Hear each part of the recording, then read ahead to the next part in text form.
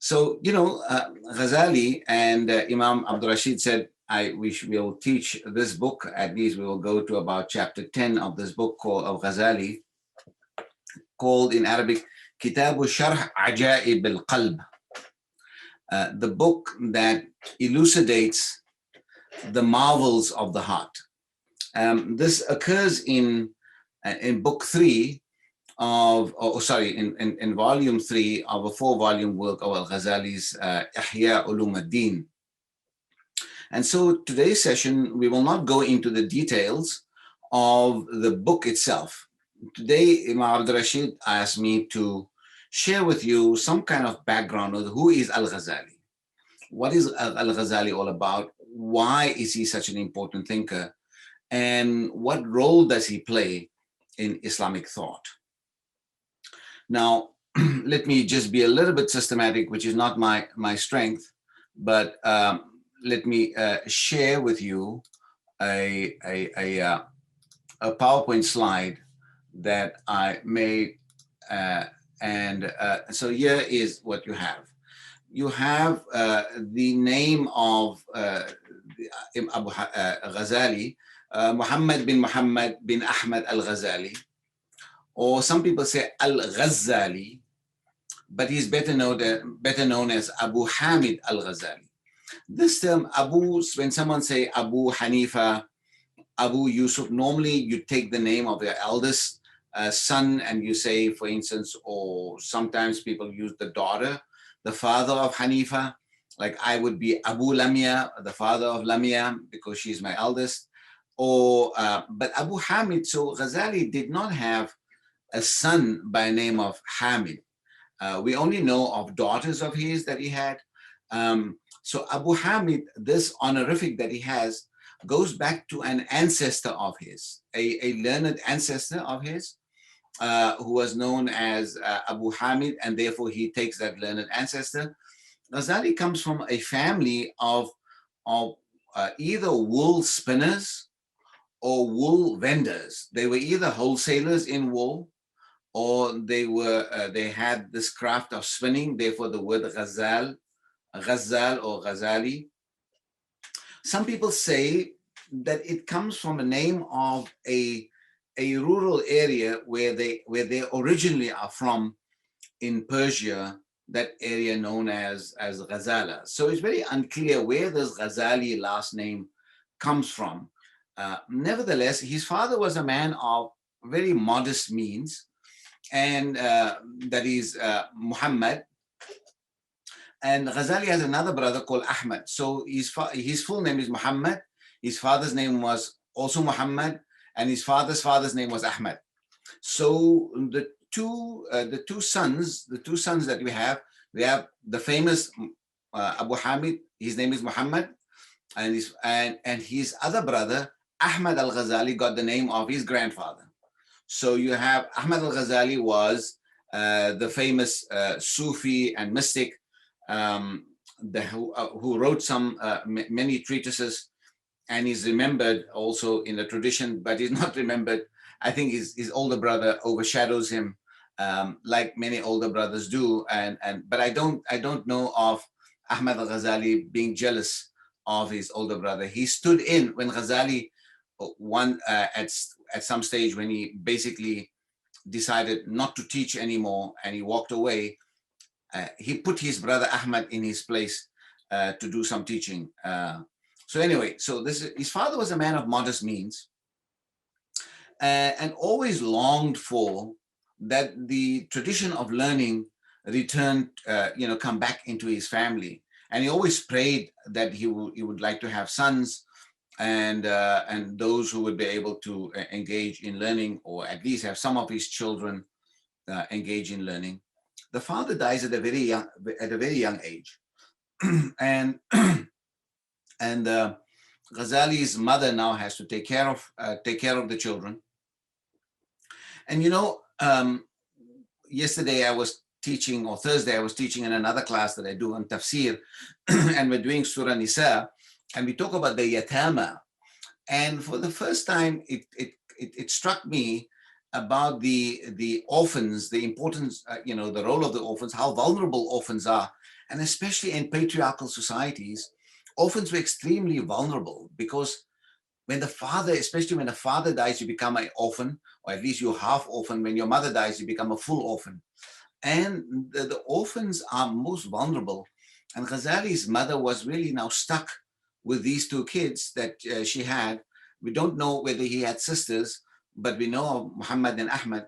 And then she put them in a kind of a boarding school. The boarding school that would take care of their meals and give them some kind of education. That the social necessity by which Ghazali was sent to a boarding school always bothered him in his life. The social necessity that he was sent to foundational primary education, that he was sent for that, bothered him in his life. That he was sent to acquire knowledge for social necessity, for survival purposes, because he came to realize that knowledge is something sacred. Knowledge is something sacred. Knowledge is something holy. It must be done and acquired through sincerity. And this, as we would say, spoke to him. He never said this himself, but some of his biographers, Subki, says that Ghazali used to say, طلبنا العلم لغير الله فأبى أن يكون إلا لله. That we sought knowledge for a purpose other than God. In other words, to keep our bellies fed, because that was a boarding school, was basically an economic need. But knowledge refused to be except for the purpose of God. طلبنا العلم لغير الله فأبى أن يكون إلا لله. And so Ghazali's lifelong struggle is he has many struggles, but the one struggle he has is with learning its purpose and where does knowledge take you to, and what does knowledge do to you? What does knowledge do to your soul? Because knowledge is the pathway to the truth. The truth is the biggest thing that haunted Ghazali for most of his life. That he wanted to be amongst those who could find the truth. And so the author of The Marvels of the Heart is also the author of many, many works.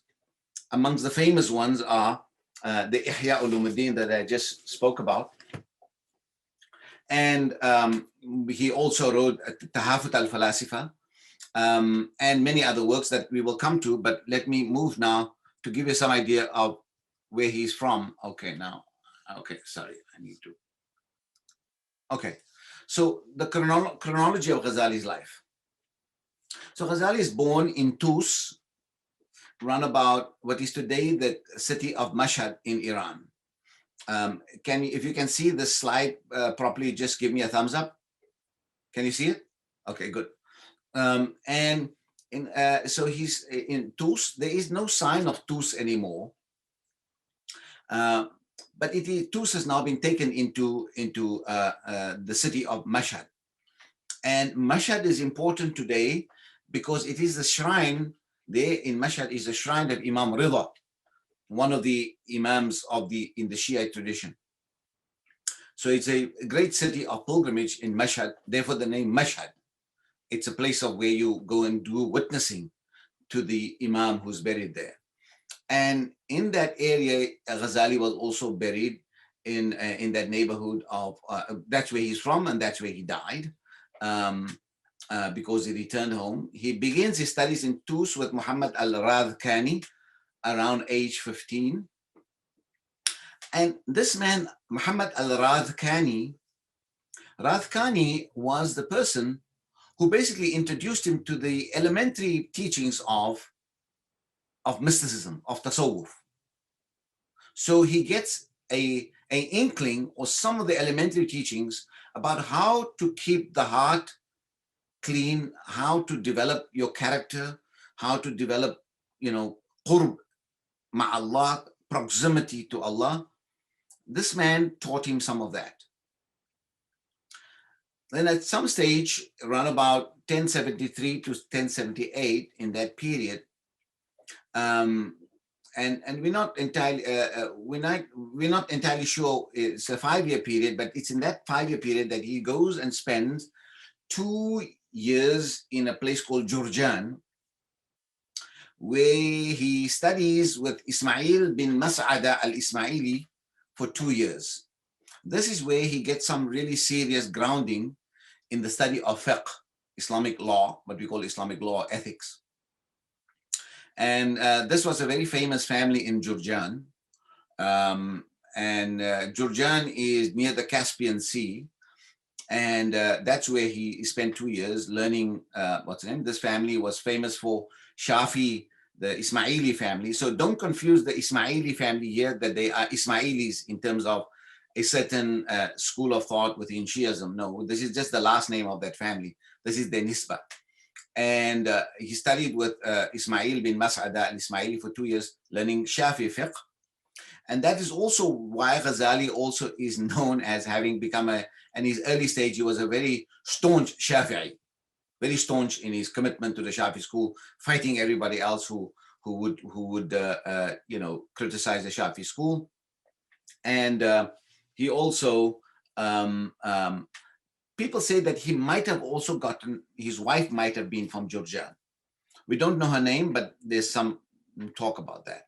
Now, there's a famous story that when Ghazali returns from Tus, the caravan that he was traveling in was, attacked by a bunch of thieves. And the thieves, normally what they do, they don't kill you, they just take your possessions.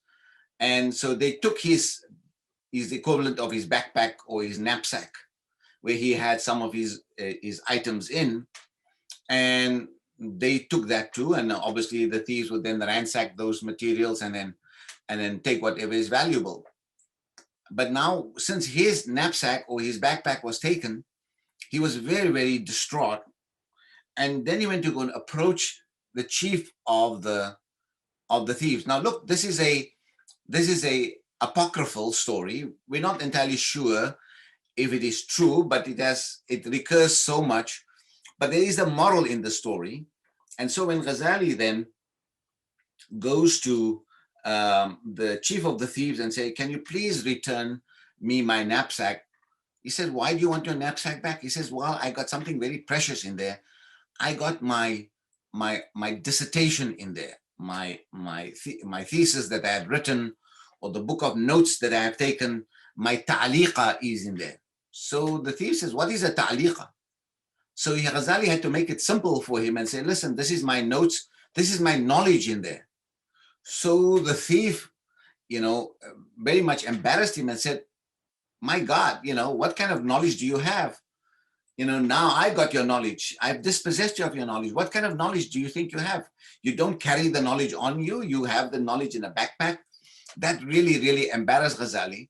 And he says that this thief became an oracle for him, an oracle. And God used that oracle, the thief became an oracle, where God taught him a lesson. هذا مستنطق أنطقني الله بها به. هذا مستنطق أنطقني الله به. This is a mustantaq, is an oracle by which God gave me a message, and that is that I must internalize and I must possess my knowledge. I must possess my knowledge in my heart. You must carry your knowledge in your heart. You must commit it to your heart. And therefore they say that when he goes back home to Tus, before he goes on to the next stage, he memorized all these notes that he had, or a large amount of it, and so on. And so when he gets to Tus, now he is thinking about, now where does he go for his higher education? And for his higher education, he goes to a place called Nisapur or Nishapur, to study with a very, very famous scholar by the name of Imam Al-Haramain Al-Juwayni. Juwayni is known as Imam Al-Haramain because he was a Shafi, Ash'ari scholar.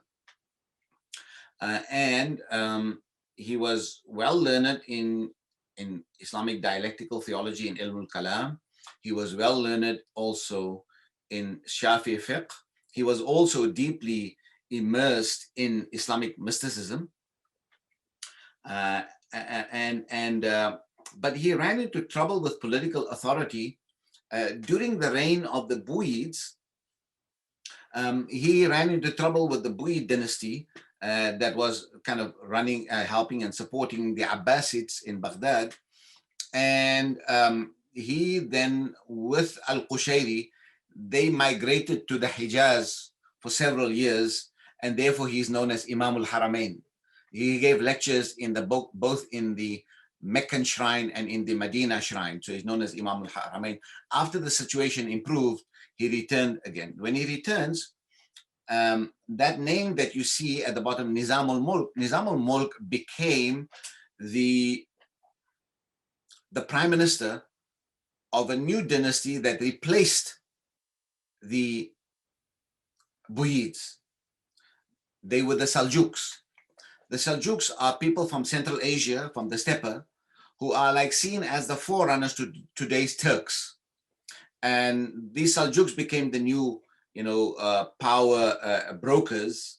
They were basically kind of warlords, and they needed a smart guy to teach them things, how to deal with matters in Baghdad and places that they now have taken control. They brought their soldiery there, and there were also tensions from time to time between the Seljuk soldiers and the Seljuk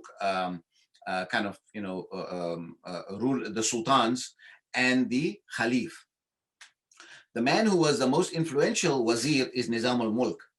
And Nizamal Mulk was not only a smart wazir, but he also established a number of colleges known as the Nizamiya colleges. So one of them is established in Nisapur, and that's where Ghazali went to study. Another one was in Baghdad. Another one was in Herat. Herat is in today's Afghanistan. There was also a great Nizamiya college there. And Baghdad, Nishapur, Herat, and one more name eludes me, where he established these colleges. These colleges were kind of highly well-funded colleges with good salaries, stipends for students.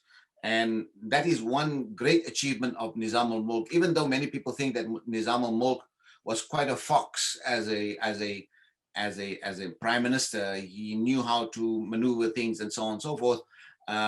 Nevertheless, he was the one great thing he did was to establish these sets of colleges. And Ghazali is a beneficiary of one of those colleges. And later in life, he then goes and teach in one of those colleges, in Nizamiya colleges. Now, after he graduates from Nisapur, he then spends quite some time, between 6 years, in the retinue of the wazir, Nizamal Mulk. Nizamal Mulk always carried with him a number of senior scholars and younger scholars. That was part of his ministry. He needed intellectuals with him from all the different schools of thought, Shi'i, Mu'tazili, Ismaili, young scholars, older scholars. And let's just think of that period that he was with the wazir as a kind of a internship, a long internship of 6 years, where he's now watching the scene. Or let's think of this as a kind of a long postdoc that he's having, working and learning from senior scholars, and also sharpening his own, insights. Now, clearly, he now becomes a kind of insider to the politics of Nizamul Mulk and Nizamul Mulk's kind of way of organizing that. So remember this thing, that one of the things that Ghazali gets fairly enmeshed in is understanding the politics of his time, and the politics of his time obviously also bedevils and betwixt him, in my view. So he spends 6 years there, and then the Nizam then says that, you are way too smart to be here. And he's appointed in 1091, he's appointed as professor of Shafi law in Baghdad, at the Baghdad Nizamiya. And obviously he spends kind of 4 years there. In those 4 years, he's extremely productive, but also it becomes the point of his undoing. So he's very productive, and that is that he's writing now furiously. He writes books on logic now. He summarizes a lot of the books on logic.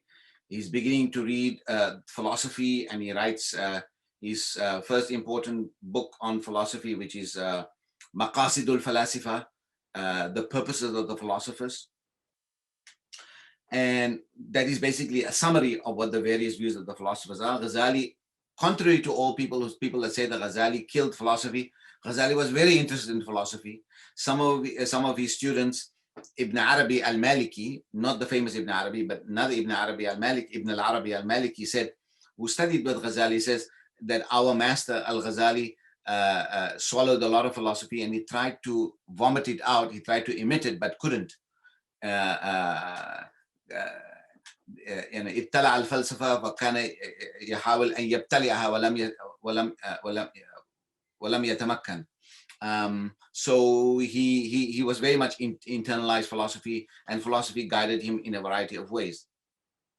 He also writes in that time a very important political tract, and that political tract is known as the obscenities of the Batinites, or the esoterists. The obscenities of the esoterists. Fadaihul Batiniya. Esoterists are those people who also think only of knowledge that is kind of secret knowledge, hidden knowledge.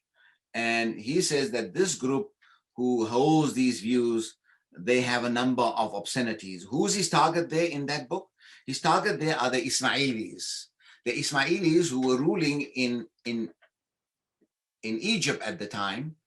And the Ismailis are a Shiite sect, very famous for their great, interest in philosophy, their great interest in architecture, refined literature. But some of the founding rulers in Egypt were also sometimes a little bit weird in some of their practices. But the main idea amongst the Ismailis was, as you know, the Ismailis are a breakaway sect or a subsect from one of the sons of Imam Ja'far al-Sadiq, and the followers of the Ismailis was that the one of the sons of who predeceased Imam Ja'far al-Sadiq, that he should be the successor Imam, and so they follow him. And they believe, the main belief of the Ismailis is that in every age there must be a living Imam. There must be a living Imam. And the living Imam has a lot of power and authority, like the Imams in Ithna Ashari, in 12th Shiism, also has a lot of power and authority. And the Ismailis believe that the Imam has power, almost absolute power. And therefore, you must make, they use a lot of philosophical arguments that the people who were the missionaries for the Ismailis at the time, and the Ismailis wanted to make inroads into Iraq and the Eastern Islamic states, Eastern Islamic Empire. They utilized a great deal of philosophical tools to convince people that they must use reason. And once they arrive at reason, they're told, how do you know reason is right? You can't think that reason can give you truth. Truth must be taken from a true Imam that is absolute in authority. And so Ghazali writes this book, The Obscenities of the Batinites, of the esoterists, and in it is a lot of anti-Ismaili arguments, and he tried to show that they are politically, obviously, the enemies of the enemies of the Abbasid Empire, and he's very hostile towards them. But then something happens. His patron, whose name is Nizamal Mulk gets assassinated. And he's assassinated by the dagger of an Ismaili assassin.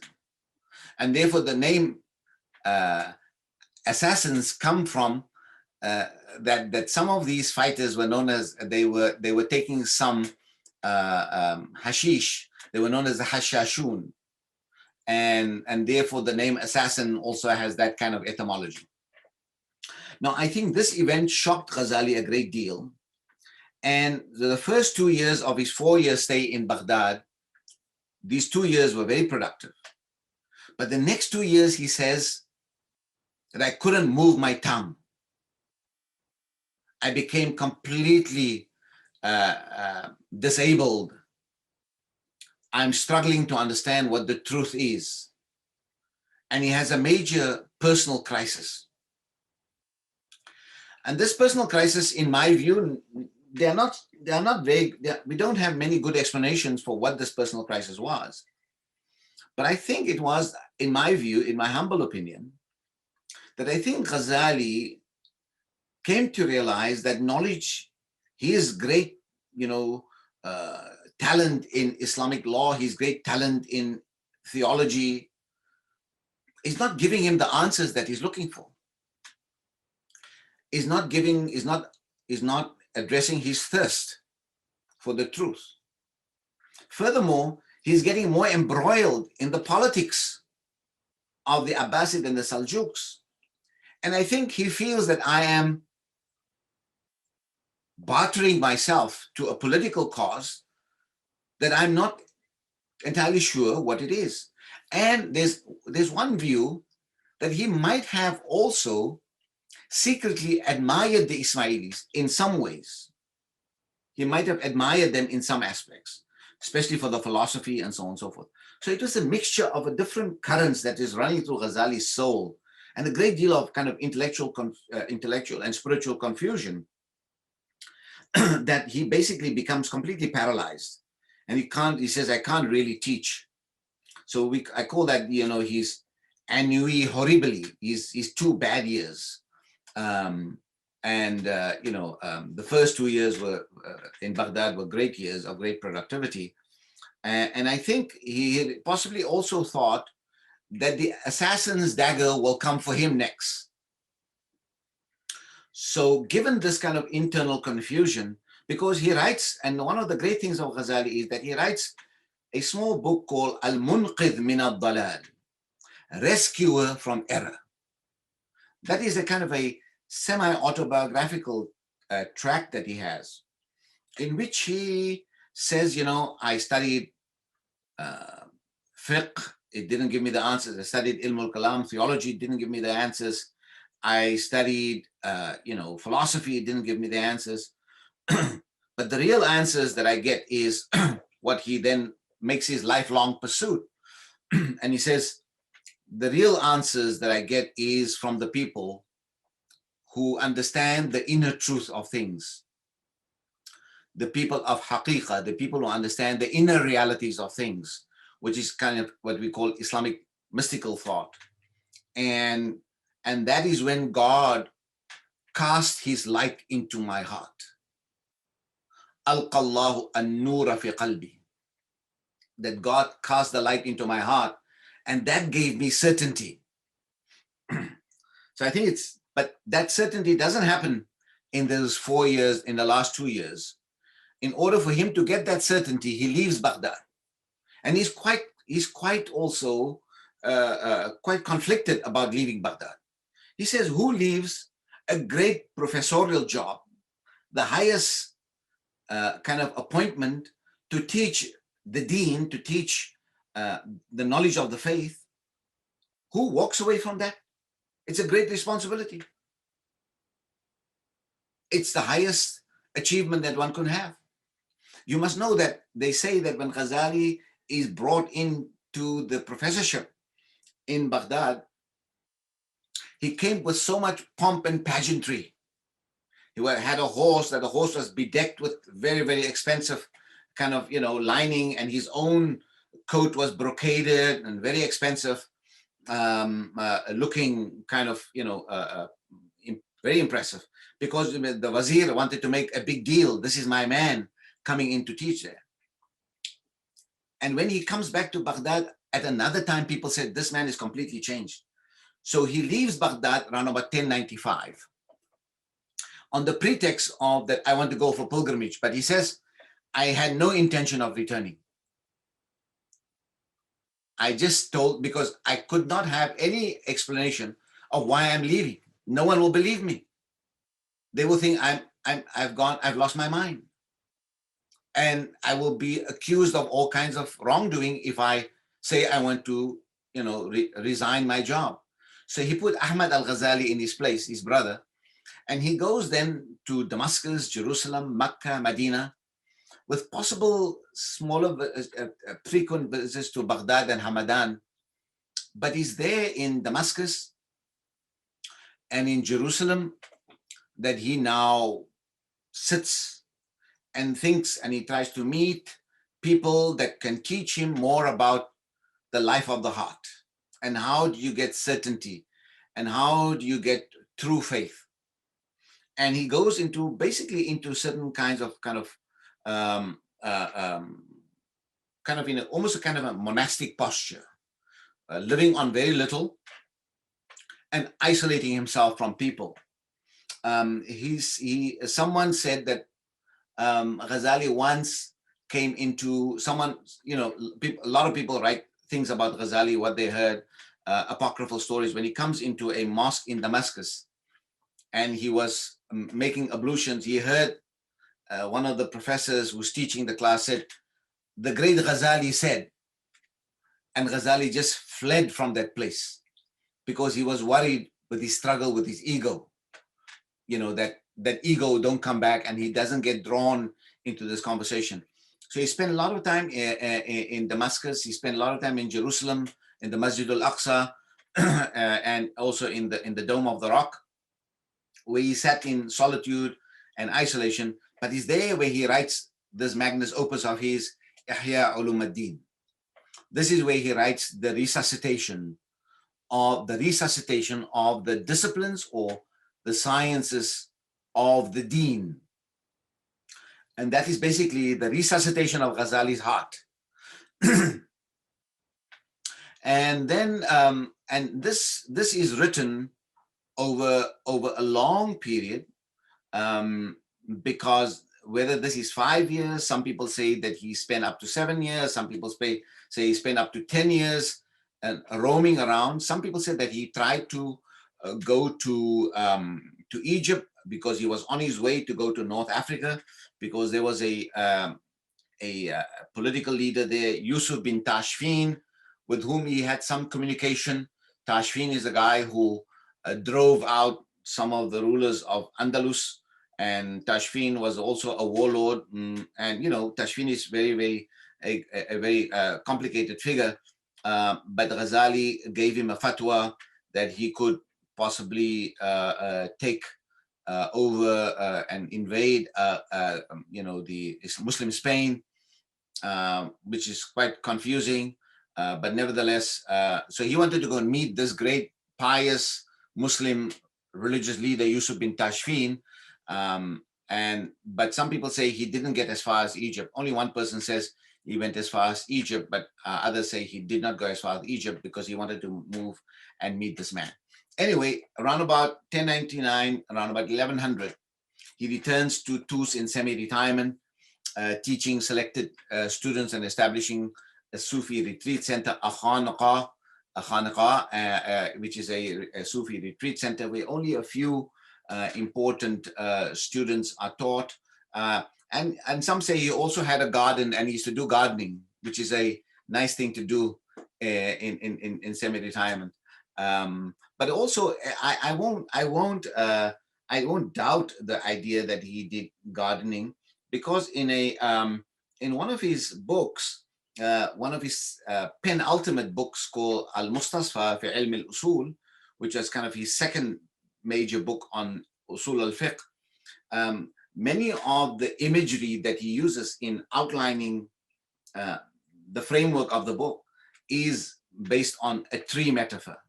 The roots, the trunk, the branches, the leaves, and so on and so forth. So he's very much interested in the arboreal metaphor. Now, part of this reason why I think Ghazali was disappointed in politics was that at some point in this period of his isolation, and he's turned towards his inner self and tried to understand what is the inner life. He also decided that he's not going to meet with political leaders anymore.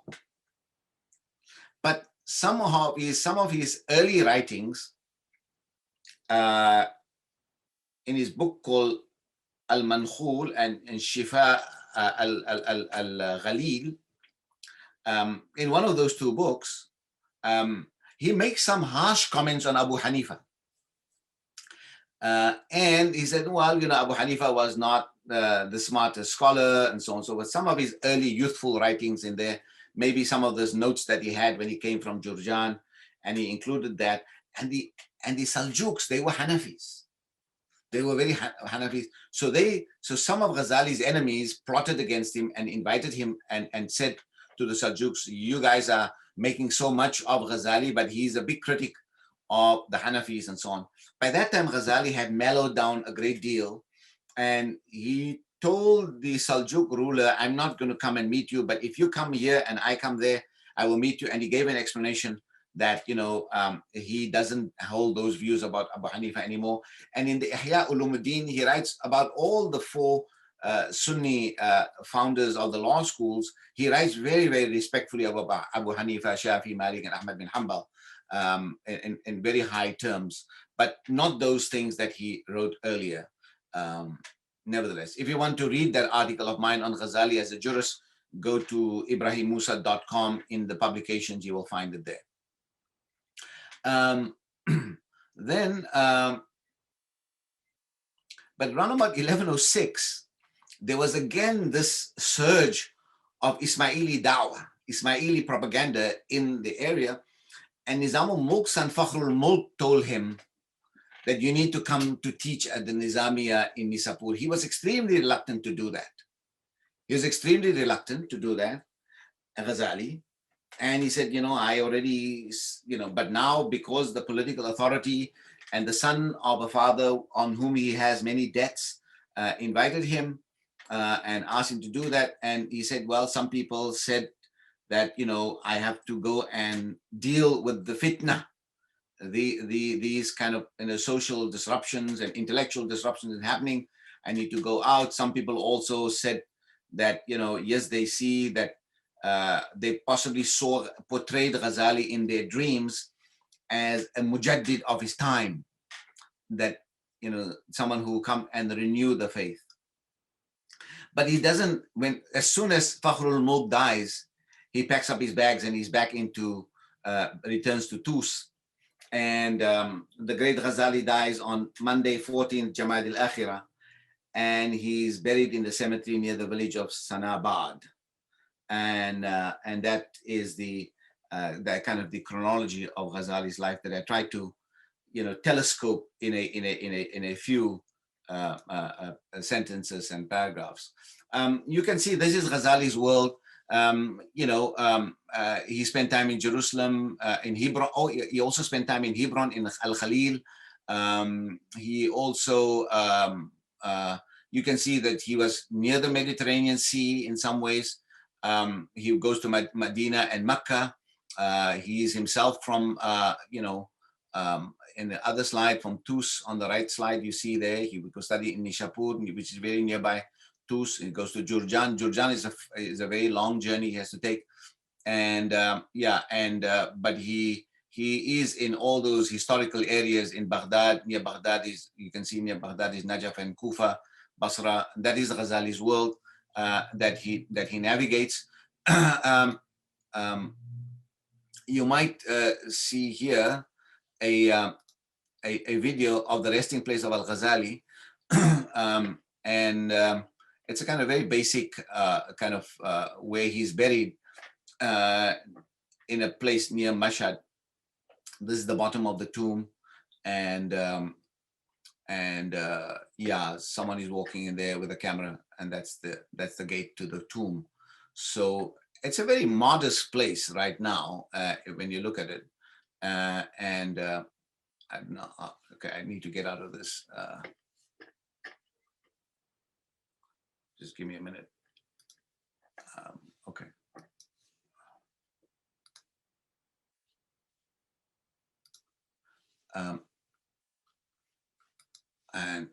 the next slide. So there's this big plaque there.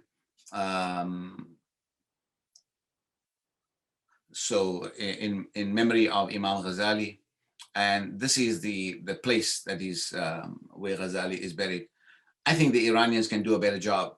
I don't know why it must be so Spartan and so modest. I mean, I don't know. This is, I mean, there can be a lot more done here, but nevertheless, there it is. Or what is that is the gate that you saw inside, and the images are by, I think, Ar Aslan. I think it could be Reza Aslan, but I'm not sure. These are some manuscripts that have been kept there where Reza Aslan took the pictures. So what is Ghazali's role, and is Ghazali's role in Islamic thought? Clearly, many scholars say that Ghazali was, a very influential thinker. Look, even in the Shiite tradition, Ghazali is kind of, accepted. Faiz Kashani, a famous Iranian scholar, I think was the son-in-law of Mullah Sadra, takes the Ihya Ulumuddin and Ihya Ulumuddin, the resuscitation of the disciplines or the sciences of Deen, and turns it into Al-Mahajjat al-Bayda, using arguments from the Shiite tradition or a hadith from the Shiite tradition, but using Ghazali's framework, obviously. He's disappointed in some of Ghazali's claims that Ghazali makes. For instance, in one place, Ghazali says that it is not a good thing to curse Yazid, Muawiyah's son. It's not a good thing to curse anybody, and don't curse Yazid. Ghazali says something like that in Ihya Ulumuddin. So cursing is a bad thing. Don't do la'na. And Faiz Kashani says, Ghazali had a weak moment here. He should have thought of this maybe slightly differently, and so on. So Ghazali is fairly widely received. People who have a philosophical orientation think that Ghazali is really an exciting person to study. Just a little bit about Ihya Ulumuddin. The importance of this book is that Ghazali takes hadith, Quranic verses, stories of the saints, interpretations by a variety of scholars, and he puts it all together in a very interesting way to give it a kind of a exciting narrative and basically his goal is, how can your fasting, your prayer, your pilgrimage, your zakat, your belief in God, then your ideas of friendship, your ideas of how to cultivate purity, how to come closer to God, how to be kind to neighbors, all life's teachings and practices. He finds an Islamic teaching for that, and he basically says how one has to conduct oneself in an ethical way, and every chapter is about adab, the adab of this, the adab of that. So adab is the key word for the ethical. So this is the great secret of this book. You can also in some way think about it as the knowledge of the inner meanings of faith. Ilmu asrar ad-din in another way. And he says, look, in this book, I'm only giving you knowledge of the external realities, or ilm al-mu'amala. That is, I'm basically talking to you about the knowledge of transactions. What are the things you know? But sometimes he gets into the esoteric dimension, the ilm al-mukashafa. And then he has to stop himself and says, oh, you know what? This book is about ilm al-mu'amala. I should not talk about ilm al-mukashafa here, because if I talk about this esoteric knowledge here, people will just get confused, and it is known that if you delve too much in the esoteric, then you can turn people away from Islam. So he tries to, hold his own. But those of you who have already started reading Marvels of the Heart, Kitab Sharh Ajaib al-Qalb, you will see there that he can't help himself. He gets into esoteric. and so Ghazali is very fond of the esoteric, of the batin, and so on. He's a polymath. He's a polymath insofar as that, he does normative fiqh, what we call law. I don't like use the word law for fiqh, but anyways, people use it nowadays. He's also into usul, moral philosophy, dialectical theology, ilm al-kalam, philosophy, logic, Islamic mysticism, which is tasawwuf, and also political theology. So Ghazali writes a lot. He writes a lot. He writes a whole, library full of stuff. And no wonder that on every particular topic that you have, Ghazali would have something to say. And so this polymathic approach that he has is obviously one of his great strengths. A man who knows a lot of things, and knows a lot of things, he knows them well. He doesn't know a little bit of a lot of things. He knows a lot of a lot. He knows things in great depth. But he also has struggles with the self in society. How does the self, find itself in society? And he worries about his role as an intellectual in the service of the Seljuk Empire, in defense of the Abbasid Empire. You must remember that when he is in Baghdad for those 4 years, a very young Khalif, this Khalif is barely 15 years old. His name is Al-Mustazhir Billah.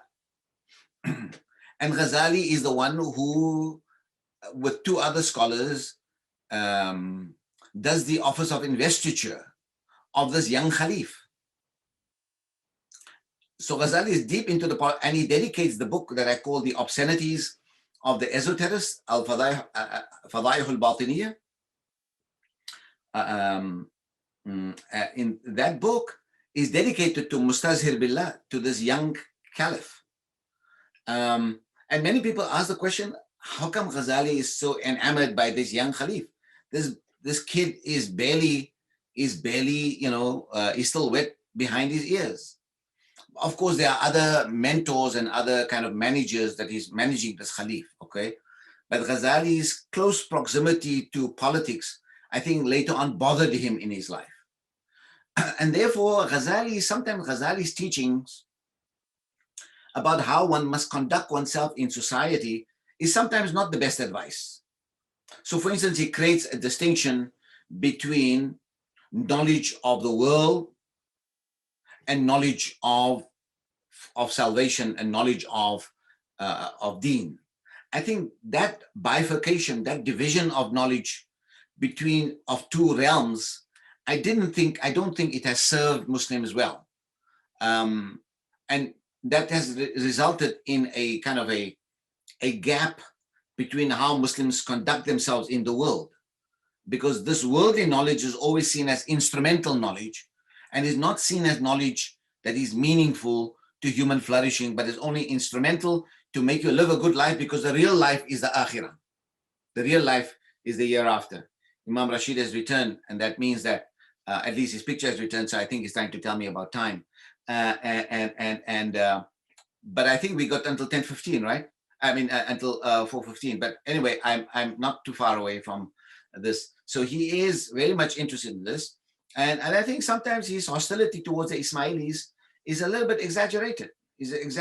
I mean, his hostility. For instance, he says in Al-Mustasfa that if an Ismaili repents, so he creates a category called Zandaqa, a Zindiq. A Zindiq are those people who have externally they display that they are Muslim, but internally they hold views of older religions, older philosophies, and so on and so forth. So Ghazali created the category called Zindiq, that they are outwardly explaining Islam, but inwardly they hold other kinds of philosophical views, different views, antithetical views, and so on, sometimes older Iranian religions and so on. And he believed that the Ismailis amongst them. So if the Ismailis indeed repents, he said you can't accept his repentance because they have made it an article of faith to lie. Lying and dissimulating is an article of faith. And then he quickly catches himself and he says, well, that is my ijtihad, that is my opinion. Other people might disagree with me. Okay? But that is quite harsh. That is quite harsh. Um, and so Ghazali, his own turmoil is important. His engagement with philosophy and its aftermath. Now, I think Ghazali has been unfairly criticized that he had killed philosophy. That's not true. The man loved philosophy, and he utilized philosophy as a very, very, foundational tool to understand complexity. So, for instance, in his Maqasidul Falasifa, he says that you must start off with the importance of reason, and you must have first philosophy. First philosophy is metaphysics, and he takes that straight out of the writings of Aristotle. You must have Al-Falsafatul Ula. And he says, without a first philosophy, you can't have a framework of what is the nature of reality. How do you relate to reality? How do you relate to those things that are outside your realm of experience? So, this question of metaphysics, what is the best way to explain metaphysics?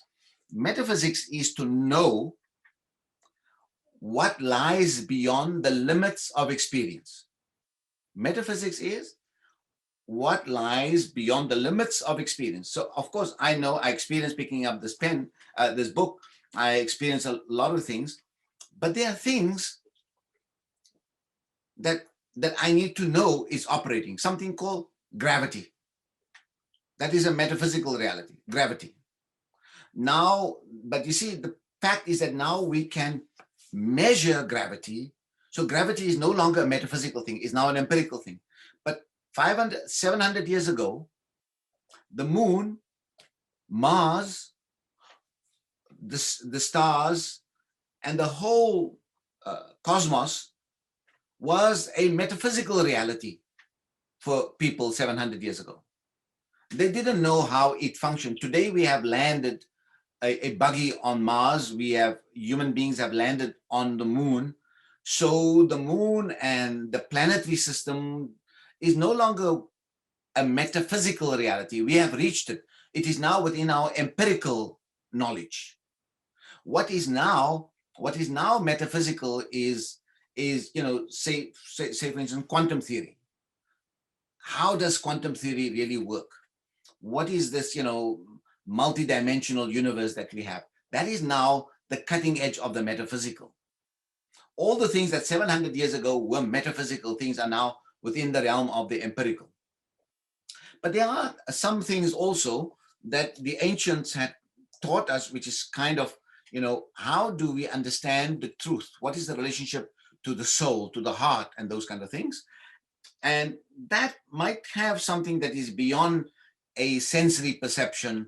And there we also use some kind of metaphysical understanding. So for instance, the idea of an afterlife, an idea of accountability on the day of judgment, an idea of another life, another world that lies beyond our sensory perception, but is based purely on the knowledge of brought by revelation.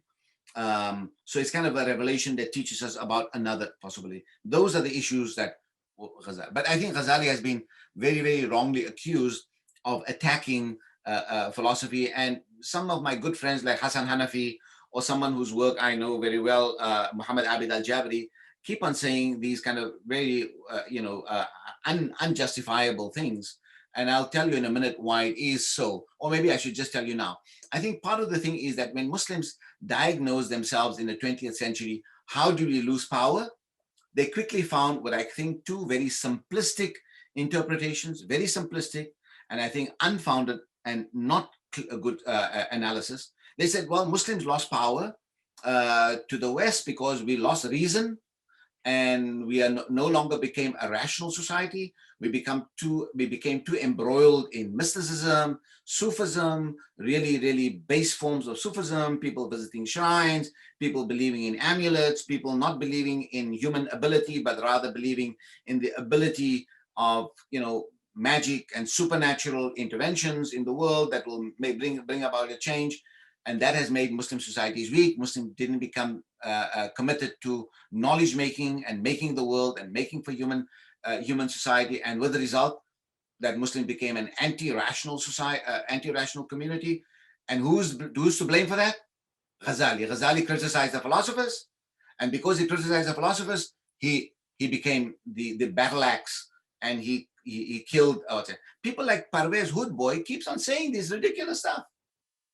Every time he speaks about these kinds of stuff. He doesn't know.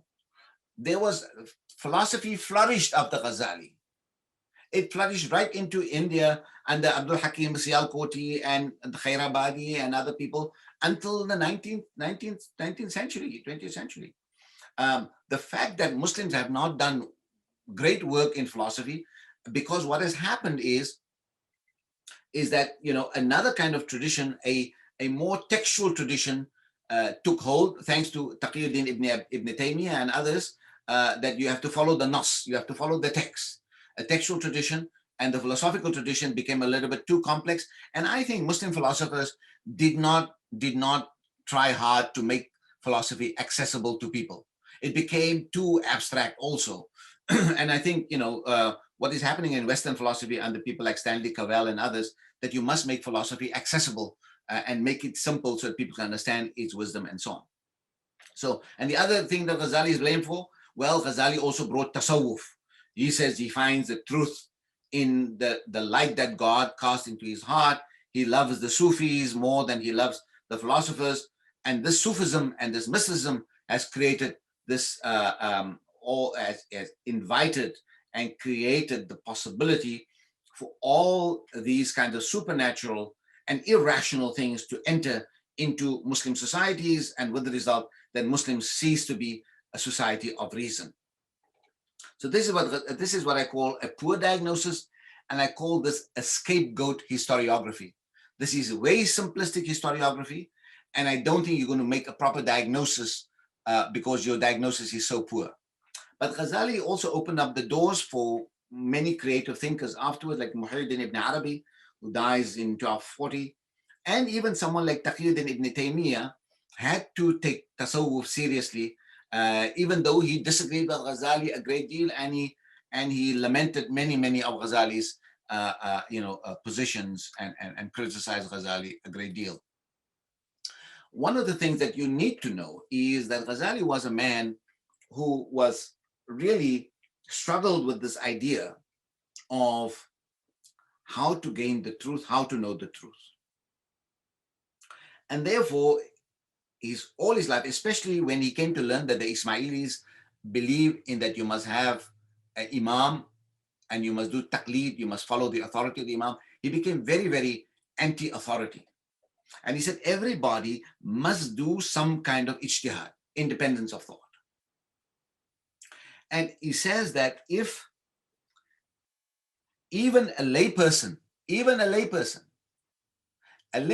must make some effort to find out which scholar he's going to follow.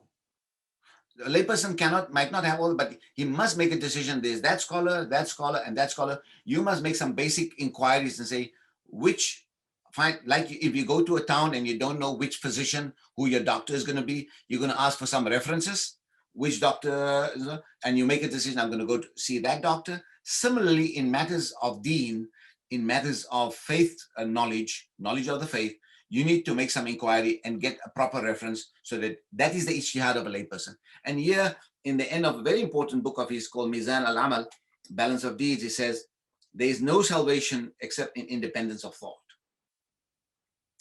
And he says, if these words yield no other outcome save to make you doubt your inherited beliefs, compelling you to inquire, then it was worth it, leave alone profiting you. Doubt transports you to truth.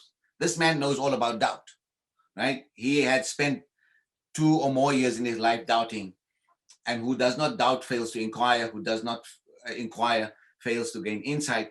Without insight, you remain oblivious and blind and perplexed. So we seek God's protection from such an outcome. So anybody who tells you that Ghazali is anti-reason and ijtihad, you should just quote them this. In the Incoherence of the Philosophers, which was his important book, let me take you to the last page. In the last page of this book, he asks himself, so you have now made a judgment on the Muslim philosophers. You said that the Muslim philosophers, they do not believe that God knows the universals. they do not believe in bodily resurrection. And you say that, so he said, look, and therefore you say they should be subject to takfir. So he says, look, and they don't believe in the eternity of the world. They don't believe in the eternity of the world. They don't believe that God knows only the universals. God doesn't know the particulars, and that the resurrection will not be bodily, but it will be figurative or spiritual resurrection on the day of judgment. So that's what the philosophers came to. Ghazali then basically, prosecuted them in this entire book for some of their doctrines, and basically then now he comes to the conclusion and he says, well, when you say that they have these views, are you saying that they should be killed and executed because of kufr? He said, wait. That is not what I'm trying to say. That is not what I'm trying to say. That is not my goal. Basically, he said they could be treated as mubtadi'ah, as bid'ah, and if you hold their views in that way, then you can think of them as being innovative in matters of faith, or but he says we prefer not to plunge into the question of pronouncing those who uphold heretical innovation as infidels, and which pronouncement is valid and which is not, lest the discourse should stray from the objective of this book. So you wrote this whole book prosecuting these people. Now you don't want to kill them? What was your whole? So one of the big mistake is that people don't understand that Ghazali, when he uses the word takfir, the word takfir is used in another sense, a takfir lit-taghlil. That means you pronounce takfir, but takfir means that you have strayed away from the Muslim consensus so much that we vehemently disagree with you. It's a statement of vehemence of disagreement. It doesn't mean that we have transported you out of the faith of Islam. There's no one can issue you a ticket, a one-way ticket out of Islam. But it's basically a kind of a strong utterance of disagreement, which he believes that they have stepped out of the consensus position. But a lot of people have criticized Ghazali for this. They say Ghazali cuts the Sufis a lot of slack on many issues. Shibli Nomani, famous early 20th century Indian scholar, said that Ghazali cut the Sufis, and a lot of the doctrines that the Sufis might have crossed some of the red lines, Ghazali finds an excuse for them. But when it comes to the philosophers, he didn't show that amount of charity. And I think, unfortunately, Ghazali will have to live with this, that he took a very hard line or used such strong language. All he should have said that, look, they basically stepped out of line and so on. And Ibn Rushd tells him, Ibn Rushd has a good answer to Ghazali. He says, Ibn Rushd tells Ghazali, look, you say that in some doctrines, doctrines that to do with faith, there must be no ambivalence in the interpretation. And when teachings of Islam about the creation of the world, the question about God's knowledge, and questions about bodily resurrection or spiritual resurrection, when the Islamic teachings in themselves are not unambiguous, when they have ambiguity in that you can have an interpretation going this way, you can have an interpretation going that way, on those kind of doctrines, you cannot call out the kufr card. You can't call out the takfir card. You can't show, you know that he tells Ghazali, obviously Ghazali is long dead already, you know that, so this is unfair of you to attack these scholars or these Muslim philosophers on these teachings. Ibn Rushd tells Ghazali, you should have known better that things that have ambiguity, you should allow that ambiguity. You can't do takfir on those things. So so these are the few things that I wanted to talk about Ghazali today, and just to introduce you to the scholar. I have some questions. Imam Rashid will guide me how we're going to do that, to give to a few people that might volunteer for next week's reading. But this is the introduction to Ghazali. We have a couple of minutes, I think, for questions, and I think there's dozens of questions in the chat, I think. The couple of comments there, Shukran, Ibrahim. That was really a wonderful history and context. I'm going to Imam Rashid. You seem to be indicating that you'd like to say something. Um, Perhaps just before you do that, also to remind people in Cape Town that we do have copies of the book by the same translator, who is James Skelly, Walter James Skelly. The title here is Wonders of the Heart. And this book has been published by, it is being made available through Africa Impressions. And they have sent us a few copies from Durban. So please contact myself or Imam Rashid if you do want to obtain copies of the book to collect. Okay, Imam Rashid, you had your hand up?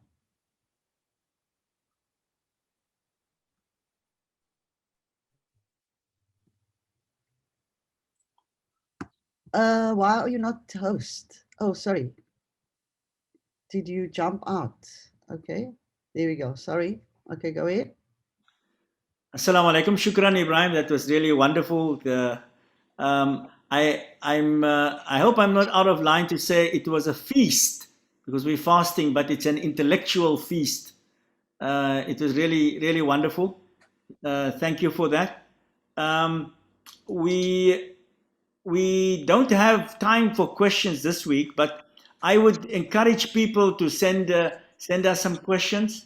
And for next week, we would like to identify two people who would take about 5 minutes in responding to questions, so that we can have a more interactive session. So it's going to be very important that people try to get hold of the book. As Jamia indicated, we are selling copies of the book, and more importantly, that we should read so that we come to next week's session a bit more prepared. We are reading, as we did indicate, chapters 1 to 4. So the first four chapters. Unless there's anyone who does have an urgent question, please feel free to. Someone by the name of Shireen Hussain has a question about, how does Ghazali deal with feminism or society and so on. Well, I think I'm going to disappoint you on that. Ghazali was a man of his time. On some of the sexual ethical practices, for instance, he's quite kind of, what we would say, it's Khadija's question. Sorry, I wrongly attributed the question. I was just browsing through, so pardon me.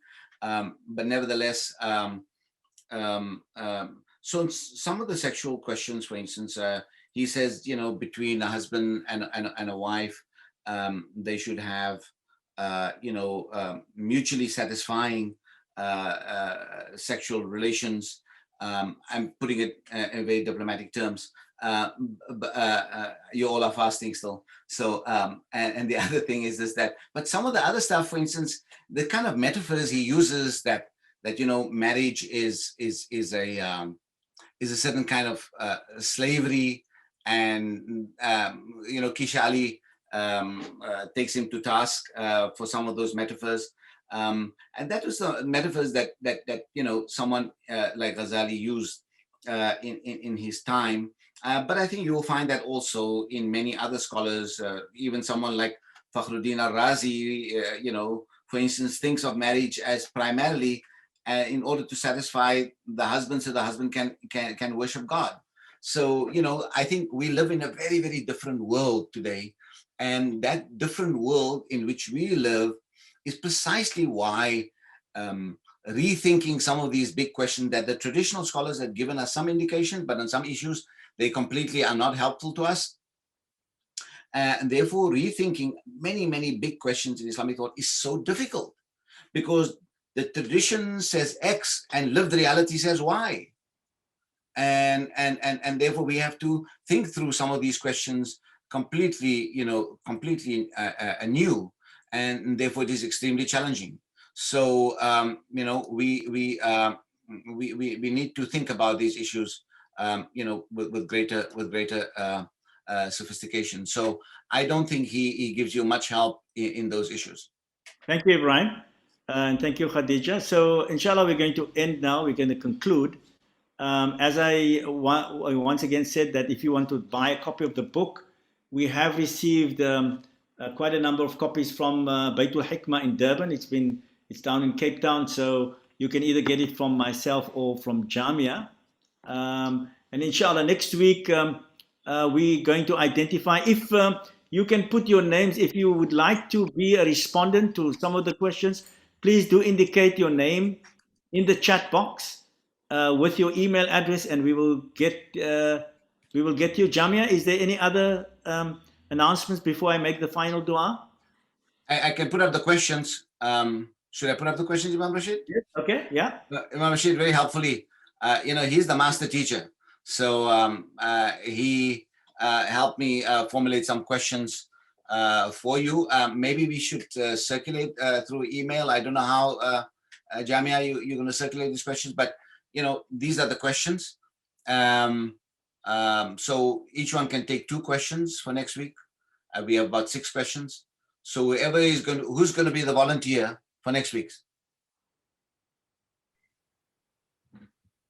Can we get some volunteers for next week? You just have to read a chapter and make a few comments opening so I can get an idea where you are. Dr. Rafiq Khan, can I ask you? Yusuf Ahadin, anybody? Can I see any hands? Should I call on people? I'm just going to call people I know. Should we ask Khadija or should we have Shireen? From Redmi Note 8 Pro to everyone. Redmi Note 8 Pro needs to give us a name, please. Amir Ghulam Rasool. That's enough. Yes, sir. Okay, Amir Hussain is one. Thank you, Amir. Will you take the first 2 questions? Next taker. We need 2 people. Kasim Adams was the other one. Who was the other one? I'll try to take the next. Maybe we should ask Khadija Basir. Can Khadija do it? Yes, Khadija says yes. Yes. Okay, Khadija, you take question 3 and question 4. And can we have Qasim? Can you take 5 and 6? Good. Wonderful. Right. We have. So you have to be very brief. You don't have to take up all the time, because leave me some time also next week so I can say something. Okay. Brian needs a lot of time. Yeah. Yeah. And don't try and be better than me. Okay. I'm really kidding. Shukran, Ibrahim, and enjoy the last few hours of the fast. Well, we have No, you have last few hours. We have a full hours. I'm sorry. We have a full 9 hours to fast. So enjoy it. Please join me in the final dua. We ask Allah subhanahu wa ta'ala to bless our fast, to accept it, inshallah, to allow us to understand our deen more deeply, inshallah, and particularly to develop a good akhlaq and adab. Bismillahir Rahmanir Rahim. Alhamdulillahi Rabbil Alameen. والصلاة والسلام على أشرف المرسلين سيدنا ونبينا ومولانا محمد وعلى آله وأصحابه أجمعين. اللهم إنك عفو تحب العفو فاعف عنا. O Allah, Thou loves to pardon and to forgive. Thou art the pardoner and the forgiver. We ask you to pardon our human indiscretions and our frailties. إن الله وملائكته يصلون على النبي يا أيها الذين آمنوا صلوا عليه وسلموا تسليما. اللهم صل على محمد وعلى آل محمد وأصحابه وبارك وسلم. سبحان ربك رب العزة عما يصفون وسلام على المرسلين والحمد لله رب العالمين.